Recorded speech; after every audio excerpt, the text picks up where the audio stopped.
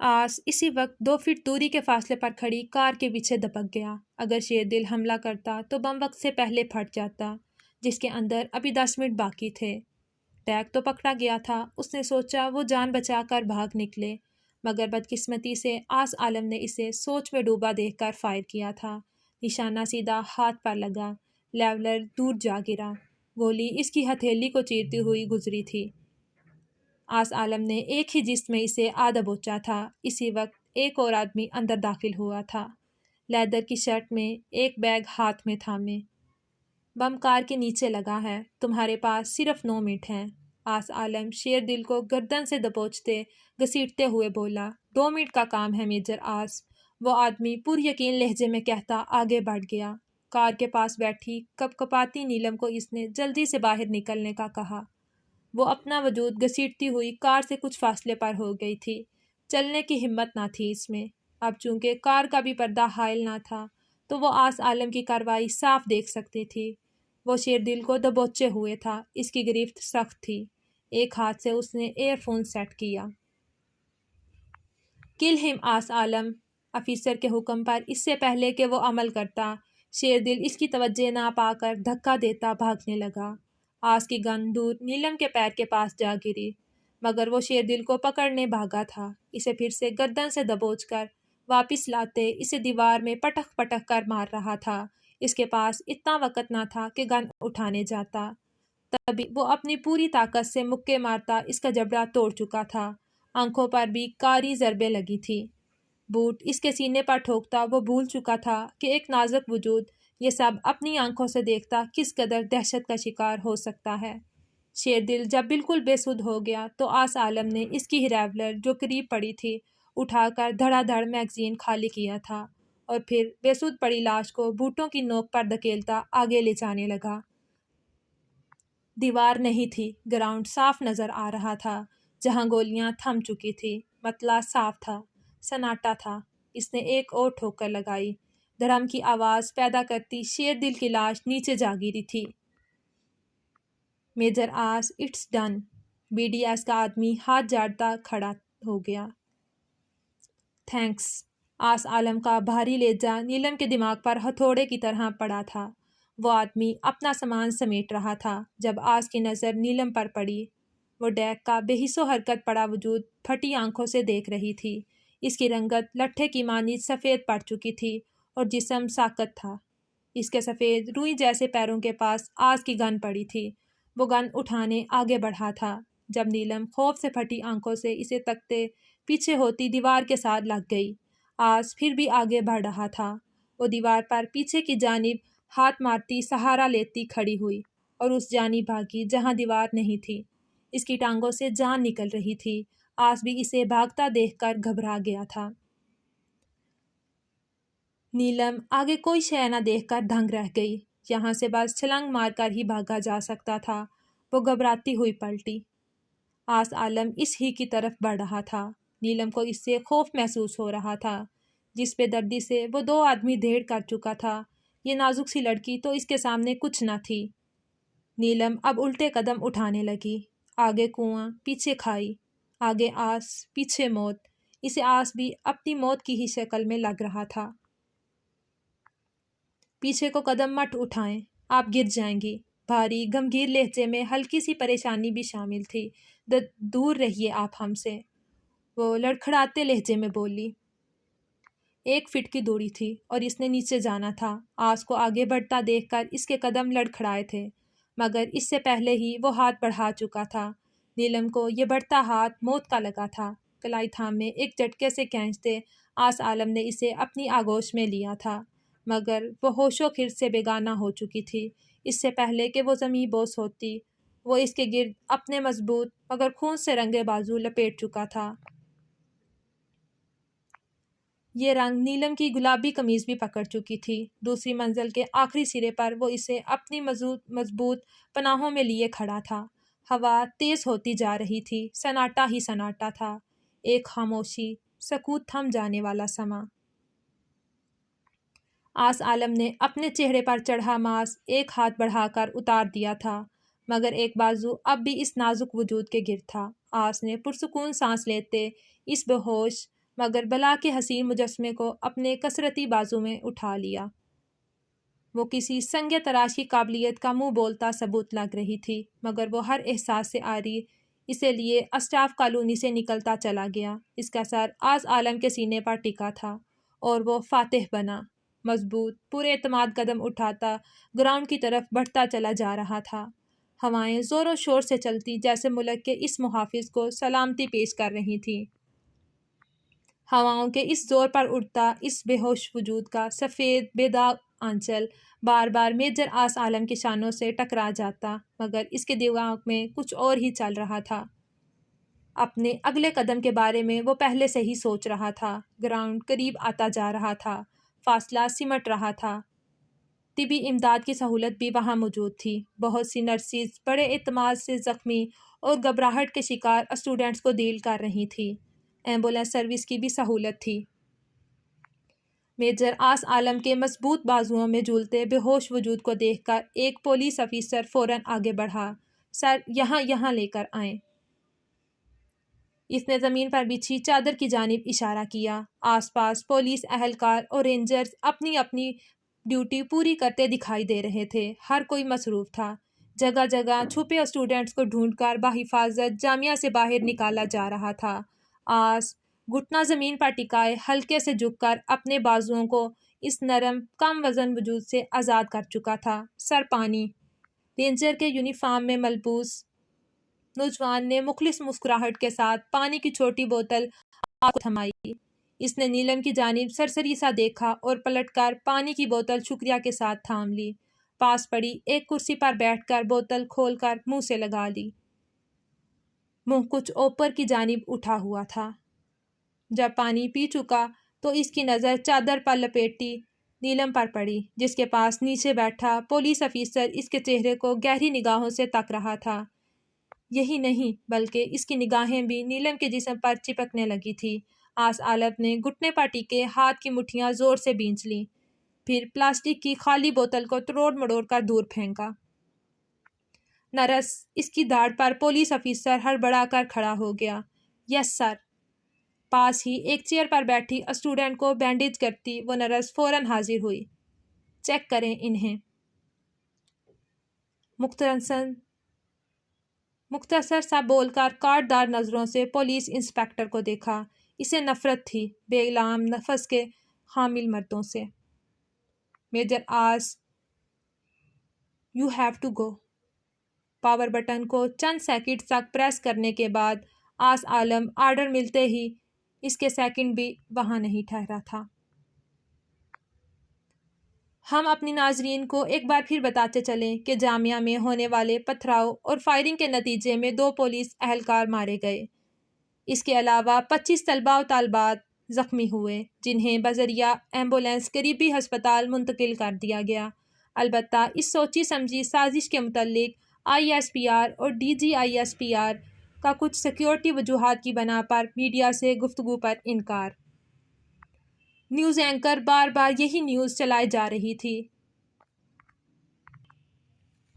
اگر وہ MS کے سامنے ہوتی تو اب تک اپنی آخری سانس لے چکی ہوتی۔ غصے سے پاگل ہوتا وہ شیشے کی میز پر اپنے بازو سے ضربے لگاتا جا رہا تھا۔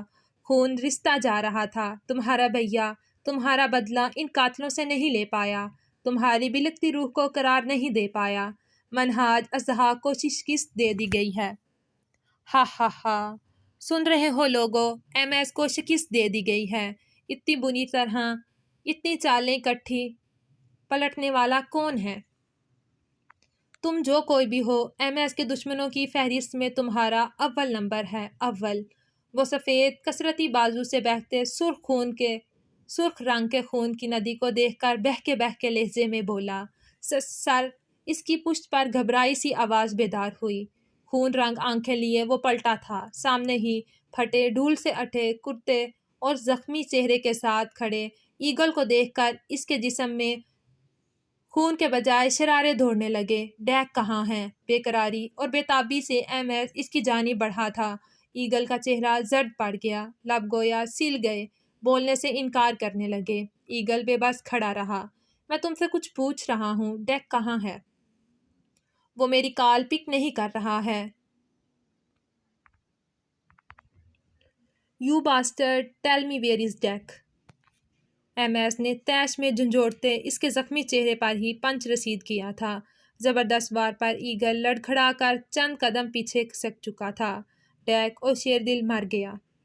ایگل نے صحیح معنوں میں ایم ایس پر بمباری کی تھی۔ شٹ اپ، شٹ اپ، میں تمہارا خون پی جاؤں گا اگر تم نے مزید ایک لفظ بھی کہا تو۔ ایم ایس نے اسے گربیان سے جکڑ کر پھر اپنے مقابل کیا تھا۔ کرتا چرر کی آواز پیدا کرتا مزید اڑ گیا تھا۔ سر میرا یقین کریں، وہ دونوں بم چیک کرنے گئے تھے وہاں۔ ایگل نے دھیرے دھیرے بولا، سب تمہاری وجہ سے ہوا ہے، سب تم نے ہی کیا ہے، اور کون کر سکتا ہے تمہارے علاوہ، سب تم ہی جانتے تھے، نیا بندہ بھی تم ہی ہو، بتاؤ مجھے کس نے بھیجا ہے تمہیں، کون ہو تم؟ ایم ایس بولتا جا رہا تھا، مکوں کی برسات کرتا جا رہا تھا۔ ایگل گر جاتا، وہ پھر سے اسے پکڑ کر مقابل کرتا اور پھر ایک جملہ بول کر مکہ رسید کرتا۔ ہم اگر غدار ہوتا تو کبھی آپ کی اتنی مدد نہ کرتا صاحب، ہم خود زخمی ہیں، ہم کو خود اتنی چوٹ آیا ہے۔ ایگل روحانسا ہوتا اپنی صفائی پیش کر رہا تھا۔ تمہیں کیا لگتا ہے میں تمہیں یقین کر لوں گا؟ کھولو اسے، کھولو، تمہاری ڈرامے بازی ابھی ختم کرتا ہوں میں۔ ایم ایس نے اس کی بازو پر لپیٹی پٹی کھول کر دیکھی اور ایم ایس نے اس کی بازو پر لپیٹی پٹی کھینچ کر کھولی۔ درد اور کرب کے مارے ایگل کی چیخ نکل گئی تھی۔ اس کے شانے سے نیچے بہت زیادہ کٹ لگے تھے، سیدھے سیدھے گوشت ابھرتا دکھ رہا تھا، بہت گہرا زخم تھا۔ ایم ایس چند پل کو شیدرا رہ گیا۔ سفید لمبی پٹی دور پھینکی اور صوفے پر سر پکڑ کر بیٹھ گیا۔ کتنے گارڈ صحیح و سلام واپس آئے ہیں؟ کافی دیر بعد اس نے مدھم آواز میں دریافت کیا۔ 13۔ ایگل کی آواز بھی ہلکی تھی۔ Out.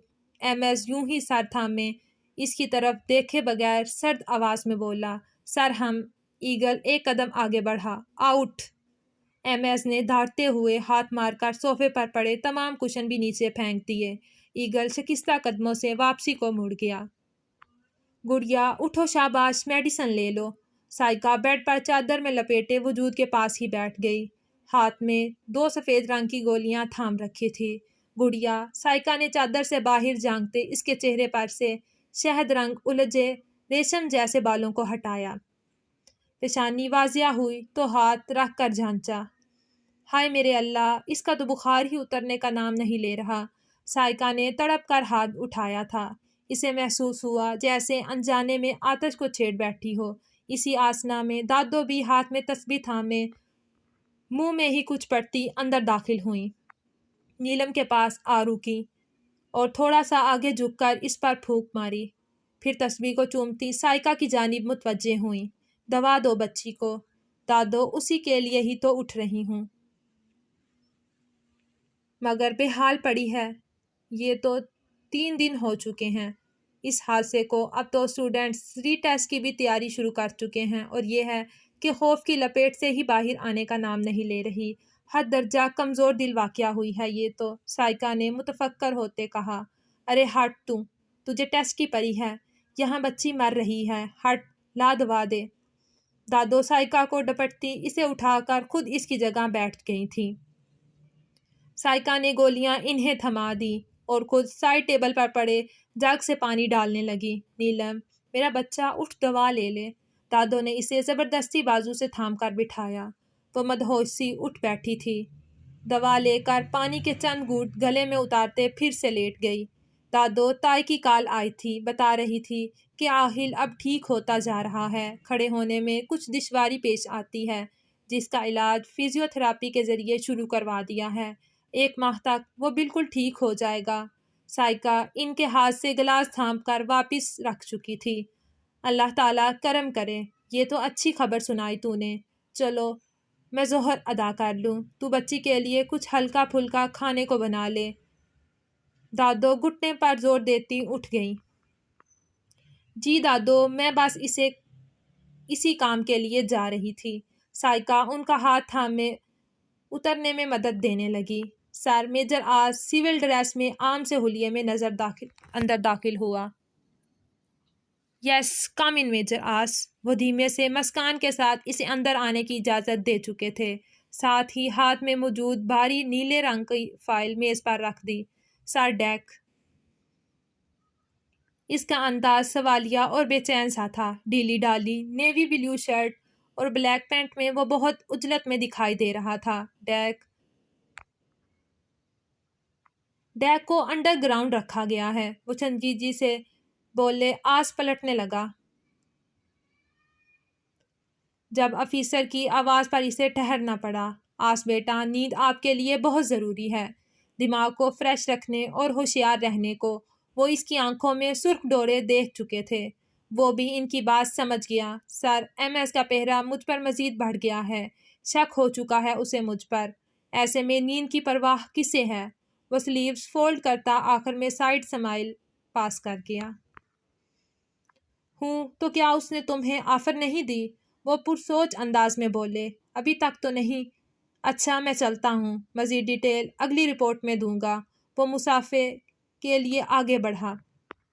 Best of look. Officer نے حوصلہ افزا انداز اپنایا. میجر آس مروتن مسکرایا تھا. باہر کھڑے ایک آدمی سے اس نے چابیاں لی. وہ آدھے راستے سیل تک میجر آس کے ساتھ چلتا رہا. پھر واپس مڑ گیا. میجر آس مضبوط قدم اٹھاتا انڈر گراؤنڈ احاطے میں داخل ہو رہا تھا. سیڑھیوں پر اس کے قدموں کی محسوس آواز کچھ بلند ہوئی تھی. اندر گپ اندھیرا تھا. ہر چیز اپنے اندر سمو لینے والا اندھیرا. Hello Deck. لکڑی کی کرسی پر دونوں ہاتھ ہینڈل کے ساتھ موٹی رسی سے جکڑے اور دونوں پیر بھی کرسی کی ٹانگوں کے ساتھ باندھ رکھے تھے. اس کا سر جھکا ہوا تھا، لڑکھا ہوا تھا. میجر آس کو کافی دیر تک خاموشی کا سامنا کرنا پڑا. وہ آگے بڑھا اور ڈیک کا چہرہ تھوڑی سے پکڑ کر اوپر اٹھا لیا. ہوش میں آؤ ڈیک. تمہیں ابھی بہت سے سوالات کے جواب دینے ہیں. ڈیک کے زخمی چہرے پر ایک مکہ رسید کیا. آہ کراہ کر اس نے مندی مندی آنکھیں کھولی مگر آس عالم کی طرف نہ دیکھ سکا. اس میں سکت نہ تھی دیکھنے کی. میجر آس عالم کے آرڈر پر اسے 3 روز سے بھوکا پیاسا رکھا گیا تھا. آس عالم نے کچھ فاصلے پر پڑی پانی کی بالٹی سے ایک ڈبہ بھرا اور پورے پریشر سے ڈیک کے منہ پر پھینکا. وہ ہڑبڑا سا گیا. پھر کھانسنے لگا. کھانس کھانس کر وہ دوہرا ہوتا جا رہا تھا. ہوش میں آ گئے ہو تو اصل بات کی طرف آتے ہیں. ویسے بھی میرے پاس زیادہ وقت نہیں ہے. آس عالم ایک اور کرسی گھسیٹ کر اس سے 1 فٹ کے فاصلے پر بیٹھ گیا. وہ کرسی موڑ کر اس کی ڈیک کی طرف کیے دونوں طرف سے ٹانگیں نکال کر بیٹھ گیا اور تھوڑی چیئر کی بیک پر ٹکاتے ڈیک کو سرد نگاہوں سے گھورا. بتاؤ منہاج کے سعودیہ میں کتنے کانٹیکٹس ہیں؟ بھارت، امریکہ میں بھی. بولو. ڈیک کو کراہنے اور سر جھٹکنے میں مصروف دیکھ کر وہ دھاڑا مگر وہاں تب بھی خاموشی برقرار رہی تھی. ڈیک ڈیئر، کیوں اپنے اوپر ظلم کر رہے ہو؟ میرا تم سے کوئی لین دین نہیں. اگر تم شرافت سے MS کے متعلق تمام راز اگل دو گے تو آسانی سے مارے جاؤ گے. ورنہ تڑپا تڑپا کر ماروں گا اور مار مار کر زندہ کروں گا. تمہاری روح تک پر آبلے پڑ جائیں گے. وہ غضبناک لہجے میں بولا. میں کچھ نہیں بتاؤں گا. مار دو مجھے. ڈیک کی بڑبڑاہٹ بہت ہلکی تھی. سر بھی ایک جانب لٹکا ہوا تھا. بات کے اختتام پر وہ پھر سے کھانسنا شروع ہو گیا. تمہیں اتنی آسانی سے ماروں گا؟ پاگل نظر آتا ہوں میں؟ آس تیش میں کھڑا ہوا تھا. ساتھ ہی مکوں کی برسات اس کے چہرے پر اور پیٹ پر کی تھی. ڈیک خون اگلتا درد سے کراہتا چیخنے لگا تھا. ایک میجر کے زبردست پنچ پر اس کی حالت بدتر ہو چکی تھی.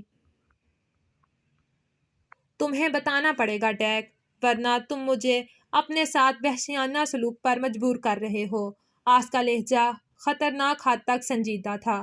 وہ میری بیٹی کو مار دے گا. ڈیک پھولی سانسوں اور کھانسنے کے درمیان بولا. میں کچھ نہیں جانتا. مجھے حقیقت سننی ہے. منہاج اژدہا کی حقیقت. وہ چلایا اور پاس پڑی لوہے کی راڈ اٹھا کر ڈیک کے زخمی کاندھوں پر وار کیا. اس کی چیخیں سیل کی خالی دیواروں سے ٹکرا ٹکرا کر واپس آ رہی تھی.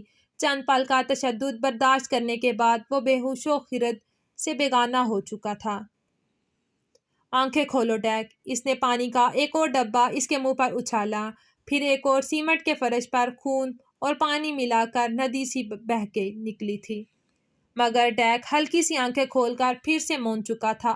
آ میجر آنس نے چیخ کر ایک ٹانگ اس کے پیٹ پر رسید کرتے غصہ نکالا تھا۔ ڈیک آگے کو ہوتا پھر کرسی کی بیک پر لٹکتے چہرے کے ساتھ بے ہوش ہو چکا تھا۔ میجر آنس کرسی کو ٹھوکر مارتا باہر نکل آیا۔ باہر کھڑے آدمی نے مضبوط لوہے کے دروازے پر موٹے موٹے تالے ڈال دیے۔ وہ جو اکڑتا تھا اپنے ہونے پر، آج ہونا اس کا ایک اذیت ہے۔